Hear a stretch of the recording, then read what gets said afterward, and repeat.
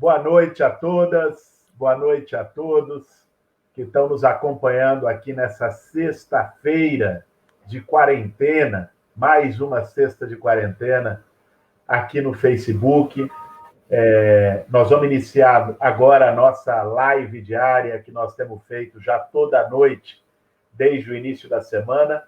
Na verdade, nessa quarentena virou uma tradição todo mundo fazer as lives, até porque o contato social ele está praticamente restrito às redes sociais.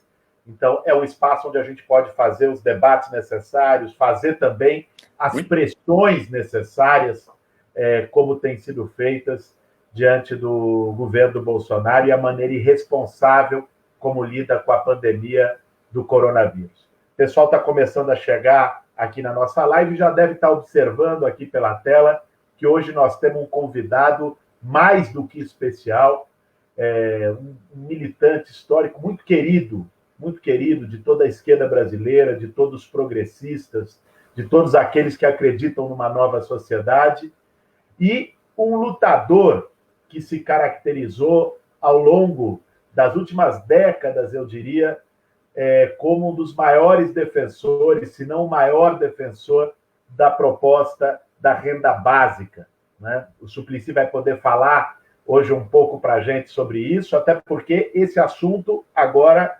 está no centro do debate nacional, justamente pela quarentena. O governo, como os governos do mundo todo estão fazendo, precisa apresentar compensações sociais para que as pessoas possam sobreviver em quarentena. E mesmo a revelia do governo Bolsonaro, porque ele não queria, ele apresentou um auxílio de R$200, o Congresso Nacional, com um protagonismo muito forte da oposição, aprovou esse projeto da renda básica. Eu queria dar boa noite ao sempre senador Eduardo Suplicy, uma figura incrível, que eu tenho um enorme carinho, e pedir já que o Suplicy fale um pouco para nós, abra esse nosso bate-papo, falando um pouco do que significa a renda básica da cidadania e como que ele está vendo essa conquista, da qual, com certeza, ele é um dos grandes idealizadores e um dos grandes responsáveis. Boa noite, senador. Boa noite, Guilherme Boulos. Sempre uma satisfação ter esse diálogo tão construtivo com você e participar das lutas pela realização da justiça, dos direitos a todos os brasileiros e brasileiras. E, de fato, é importante a decisão do Congresso Nacional, que unificou todos os partidos na decisão. Eu acompanhei na quinta-feira passada na Câmara dos Deputados, inclusive com o protagonismo muito forte dos partidos de oposição que se uniram para haver uma proposta melhor, mas ela acabou sendo acatada até por Jair Bolsonaro e depois no Senado Federal, e eu, inclusive, participei, me coloquei à disposição dos relatores no Senado, o Alessandro Vieira, senador lá da Paraíba, e do próprio Esperidião Amin, de quem fui colega, para trocar ideias a respeito dos pareceres. E fiquei muito bem impressionado com a unidade que houve, inclusive, no parecer do Esperidião Amin, quando ele assimilou uma série de sugestões de senadores de todos os partidos, inclusive para a proposta anteriormente do deputado Eduardo Barbosa, de tal maneira que houve a estratégia, como se percebeu que era importante se aprovar um projeto sem modificá-lo de acordo com o que tinha a Câmara aprovado. Primeiramente, se aprovou de pronto o que veio da Câmara para que o presidente logo pudesse sancionar, e acredito que poderá começar o pagamento da renda básica emergencial, do auxílio básico emergencial, acredito até na segunda-feira. E é tão importante que tenha sido aprovado este benefício para todas as famílias que ganham até 3 salários mínimos ou meio salário mínimo por pessoa e que estejam incluídas nas mais diversas categorias, quais sejam dos trabalhadores no mercado informal, sejam dos catadores de material reciclado, sejam até os operadores de aplicativos, os pescadores, os quilombolas e assim por diante. Todos esses poderão, e é até importante que venham as autoridades municipais agora, eu como vereador, e todos nós, você como liderança política tão importante, ajudar a informar a população que aqueles que ainda não estão inscritos no chamado cadastro único e que têm remuneração até 3 salários mínimos mensais na família, então que você pode se inscrever no cadastro único e passar a ter o direito de receber o quê? R$600 por mês, e por 3 meses para começar. Na família pode haver até 2 pessoas adultas a receber os R$600 e também nas famílias monoparentais, onde houver seja uma mãe ou um pai sem a companheira, o companheiro ou a companheira, aí também poderão receber o total de R$1.200 e isso será uma notável experiência, ainda que numa situação de dificuldade como a que estamos vivendo, com a necessidade de permanecermos em casa durante este período de risco de se espalhar o coronavírus, né? Então, será isso já a renda básica de cidadania? Ainda não, mas é um passo. A lei aprovada por todos os partidos, que eu apresentei, você conhece muito bem a história. O primeiro projeto que apresentei foi da garantia de renda mínima em 1991, de cujo debate resultou toda a sequência da Bolsa Escola, Bolsa Alimentação, Auxílio Gás e Cartão Alimentação, todos unificados no que veio a ser o Bolsa Família em outubro de 2003 e mais persuadido de que era melhor ainda a renda básica como um direito à cidadania incondicional, apresentei novo projeto em dezembro de 2001, que foi objeto de aprovação por todos os partidos no Senado em 2002, dezembro, 2002, dezembro, no Senado, e dezembro de 2003 na Câmara, e foi ao presidente Lula, mas com uma característica: será instituído por etapas, a critério do Poder Executivo, começando pelos mais necessitados, portanto, como faz o Bolsa Família, e até que um dia tenhamos a incondicionalidade total para toda a população aqui residente, inclusive para os estrangeiros aqui residentes há 5 anos ou mais, é a lei.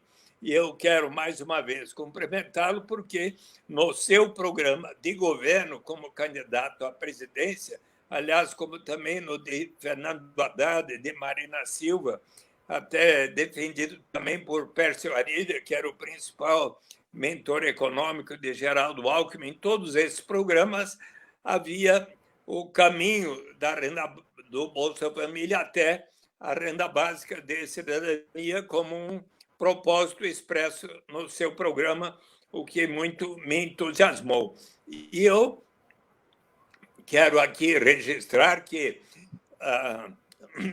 temos pelo menos 3 indicações de que seria possível a Jair Bolsonaro mantendo seus compromissos de logo levar adiante a renda básica. Por quê? Primeiro, no seu programa entregue na Justiça Eleitoral, ele diz que e vai garantir uma renda mínima a todas as famílias brasileiras, de maneira tal como os pensadores liberais, tal como o Milton Friedman defende. Ora, Milton Friedman, na entrevista que ele dá no meu livro, Renda de Cidadania, coloca que o imposto de renda negativo é equivalente à renda básica de cidadania. Então, o próprio Felipe Vampares diz que, portanto, ele é a favor dos dois. Mas ele também estava presente na Comissão de Constituição e Justiça em dezembro de 2003 na Câmara dos Deputados, onde o projeto foi aprovado com a presença dele, e só ali o deputado Múcio, eu estava presente, falou uma palavra que ele já estava a favor do imposto de renda negativo, mas não desse negócio de pagar para todo mundo. Então, ele não foi a favor. Mas Jair Bolsonaro estava presente, era suplente, e votou a favor. E também no seu programa. Aliás, quando ele venceu as eleições, acho que você também, como eu, estava o resultado das eleições, e imediatamente após ele ter tido o resultado positivo que tinha ganho a eleição, eu me lembro muito bem dele ter levantado a mão e dito: eu juro perante Deus e o povo brasileiro cumprir a Constituição, que no seu artigo 3º diz que constitui o objetivo fundamental da República Federativa do Brasil construir uma sociedade justa, livre e solidária, promover o desenvolvimento nacional, erradicar a pobreza, diminuir as desigualdades sociais e regionais sem discriminação de qualquer natureza. Ou seja, é consistente com o que ele também jurou cumprir. Mas eu avalio, querido Guilherme Boulos, que esta experiência, ainda mais se for iniciada a partir da semana que vem, dia 6 de abril, começaram os pagamentos, e para todos aqueles que têm direito, que recebem, que pertencem a famílias de renda total até 3 salários mínimos, se todos efetivamente, conforme diz a lei, por 3 meses, e mais 3 meses em continuando a pandemia, se tivermos uma experiência de 6 meses dessa renda básica para, quem sabe, venha emergencialmente a beneficiar quase 1/3 dos brasileiros, de 54 até 77 milhões de pessoas, que eu tenho ouvido falar nas duas cifras, pois bem, isso vai significar algo muito relevante para todos nós. Eu, como vereador, você, como liderança política, os vereadores, os deputados, senadores e o próprio Palácio do Planalto, o Paulo Guedes, observarem qual será desta injeção de recursos nas mãos destas pessoas e como é que vai isto significar uma demanda maior por bens e serviços de primeira necessidade, como é que isto poderá ajudar a promoção do emprego e, inclusive, você sabe, caro Guilherme Boulos, que nós estamos tendo uma experiência muito positiva no Brasil que acontece lá em Maricá, graças aos recursos provenientes do pré-sal. Washington Quaquá e depois Fabiano Horta resolveram ali implementar por etapas a renda básica de cidadania, pagando em moeda local, a moeda social Mumbuca, equivalente a cada Mumbuca com real. Começaram 2016, R$10, 2017, R$20. já em dezembro de 2019, passaram a pagar R$ 130 para cada uma das pessoas que justamente estão no cadastro único, que ganham até 3 salários mínimos, portanto, 42 mil pessoas das 162 mil que moram em Maricá passaram a receber, até o final do ano, a metade dos 162 mil, portanto, cerca de 81 mil estarão recebendo.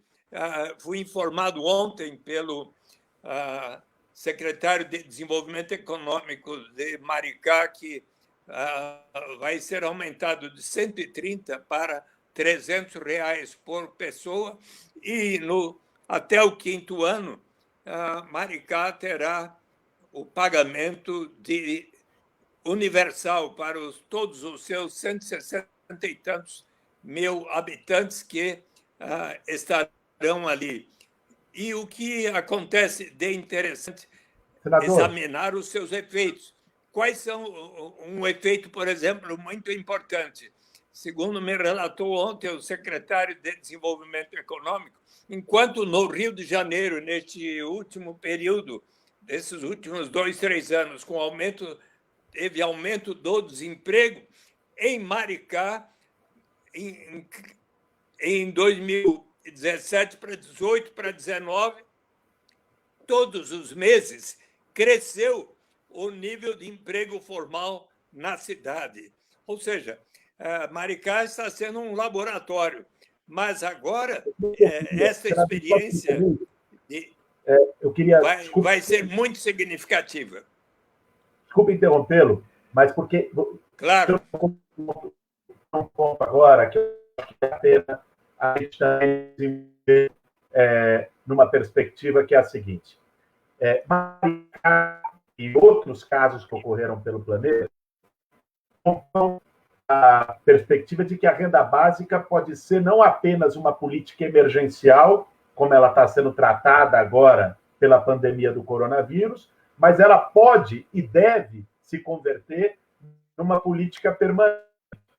E nesse ponto de vista, o senhor sempre defendeu isso, e eu acho que existe, o senhor citou Milton Friedman, existe uma diferença considerável entre a perspectiva dos liberais, do Milton Friedman, dos neoliberais, quando falam de renda básica, e a nossa perspectiva, e o que eu conheço da sua também lendo o seu livro, da renda básica da cidadania. Os liberais entendem a renda básica como se fosse um voucher que substituísse, inclusive, os serviços públicos. Como se, ao invés de prover serviços públicos universais, obrigatórios, como é o caso do SUS, como é o caso da educação pública, bastava ao poder público dar uma renda básica em dinheiro para as pessoas e funcionando ao modelo de um voucher. Essa é a posição dos liberais. Sim. A nossa é diferente.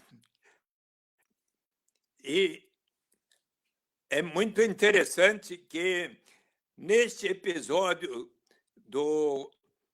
da pandemia, se está, por todo lado, percebendo a importância do Sistema Único de Saúde, graças ao governo poder coordenar as suas ações através do Sistema Único de Saúde, está se conseguindo, em grande parte, resolver muitos dos problemas que a população está tendo. Inclusive, o próprio governo Bolsonaro passou a reconhecer a relevância do programa Mais Médicos, que estava tão significativo nos governos Lula e Dilma, e a ponto de terem convidado os mais médicos, muitos voltaram ao seu trabalho. Então, o senhor, portanto, Oi. O senhor está ouvindo? Posso continuar? Não pode, é que teve uma queda aqui, eu acabei não conseguindo terminar e não consegui lhe ouvir aí, mas pode continuar o seu raciocínio. Teve uma queda de internet aqui. O que eu ressaltei é que, neste período, nós pudemos a grande relevância da decisão da Constituinte ao formar o Sistema Único de Saúde, o SUS, que está sendo fundamental agora para a coordenação dos trabalhos do próprio ministro Mandetta, que às vezes tem tido dificuldades lá com o presidente. Mas é essencial a existência do Sistema Único de Saúde, como também do sistema educacional.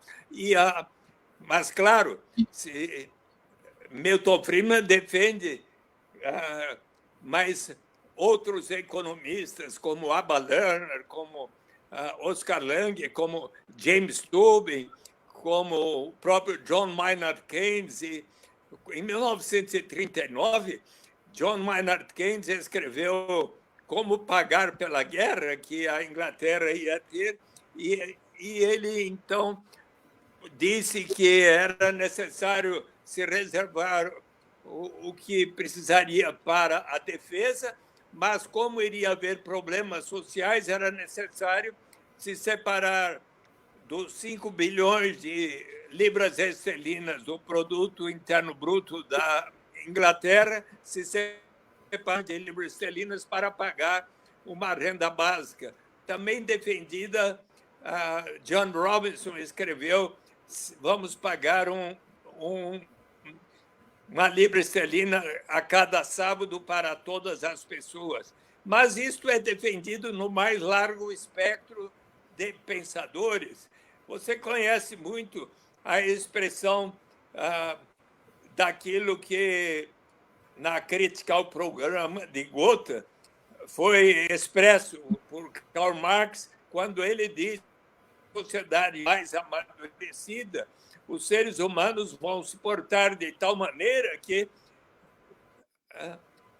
vão poder inscrever como lema de sua sociedade aquelas 12 palavras em inglês que, em a era da incerteza, disse que tiveram um efeito ainda mais revolucionário do que os volumes de O Capital. From each according to his capacity, to each according to his needs.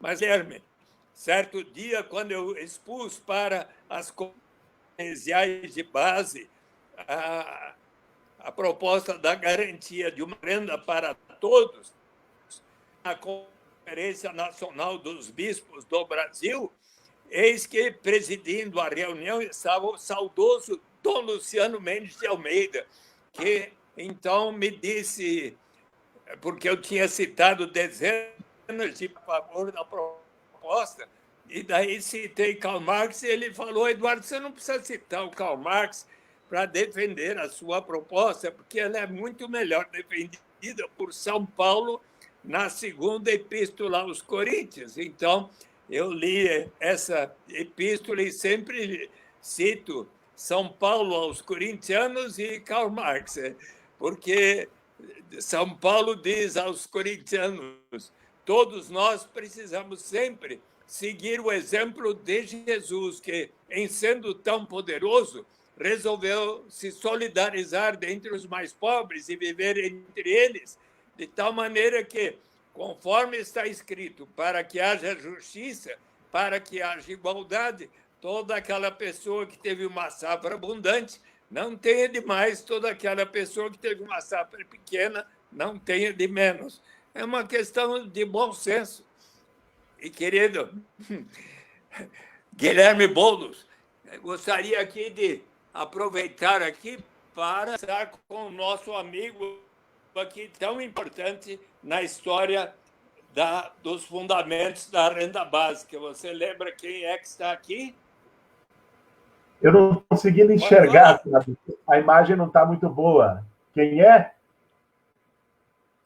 Bem, mas, olha lá, é o Thomas More.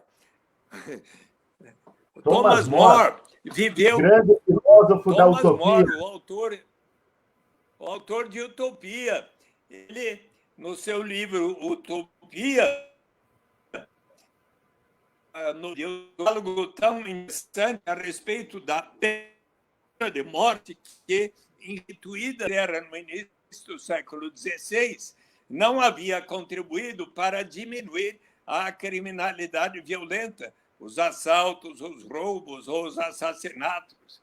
Há uma pessoa aí que acredita que facilitando a distribuição de armas pela população, é que nós vamos diminuir a criminalidade. Mas é bom que essa pessoa leia Utopia para lembrar que, quando o cardeal Morton e outras pessoas comentavam que a morte não havia contribuído para diminuir a criminalidade violenta, eis que o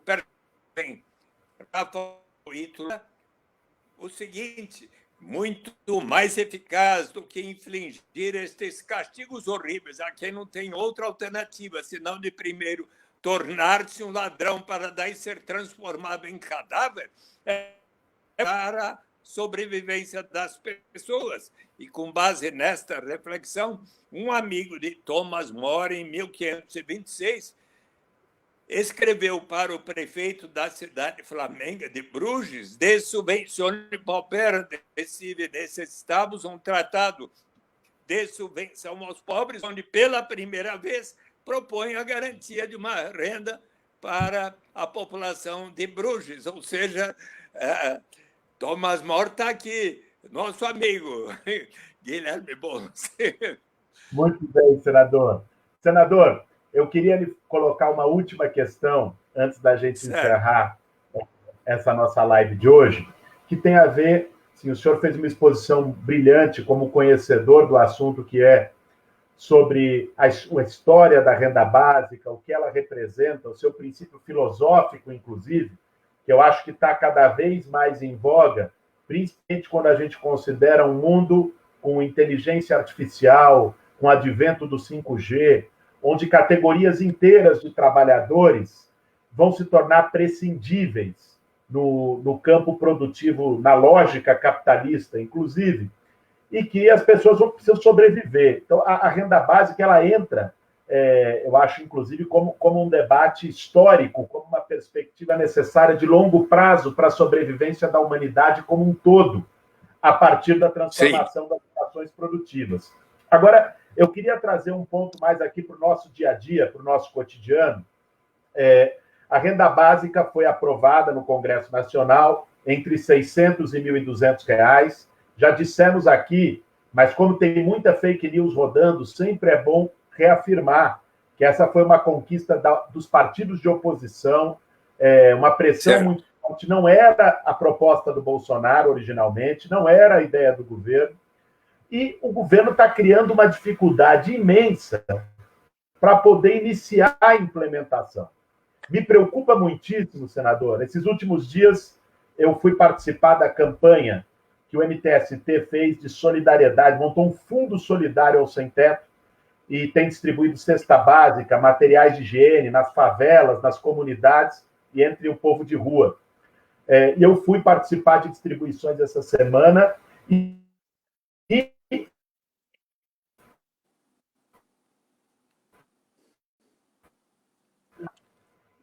necessita disso para poder botar comida na mesa. E o governo atrasa de uma maneira inexplicável a regulamentação e o início dos pagamentos.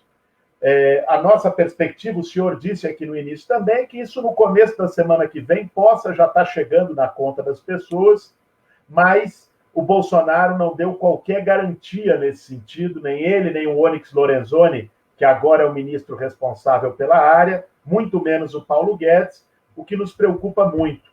Então, eu queria dizer como o senhor está vendo essa aplicação imediata, que efeito o senhor acha que pode ter no meio dessa pandemia do coronavírus, e qual que o senhor acha que é o interesse do Bolsonaro em adiar de uma maneira tão cruel, tão covarde, a regulamentação e o início dos pagamentos.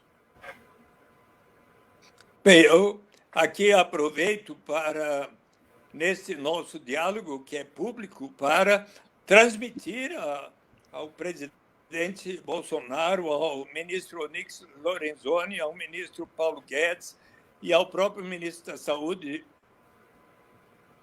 Mandetta, responsáveis para que a questão da saúde está estreitamente relacionada à forma como os brasileiros e brasileiras, por exemplo, irão se alimentar sem os recursos necessários para a sua sobrevivência. Obviamente, a possibilidade de mais pessoas ficarem doentes sem poder ter a alimentação diária de imediato. Então, avalio e quero aqui transmitir uma responsabilidade do Poder Executivo a providenciar o mais rápido possível que os órgãos como o Centro de Referência de Assistência Social, porque aí, inclusive, no âmbito da Prefeitura, e isso é um apelo também ao prefeito Bruno Covas, ao governador João Dória, todos têm a responsabilidade de articular cada um dos organismos para facilitar, primeiro, aqueles que já estão